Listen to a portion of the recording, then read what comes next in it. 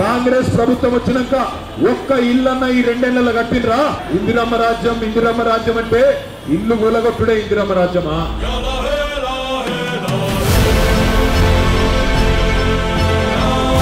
మోసం చేసిన డోకేబాజ్ కాంగ్రెస్ కు బుద్ధి చెబుదామా? ఎవరికన్నా 4000 పెన్షన్ వచ్చిందా? వాళ్ళ కరెంట్ అన్న సక్కగిస్తున్నారా ఈ ప్రభుత్వం?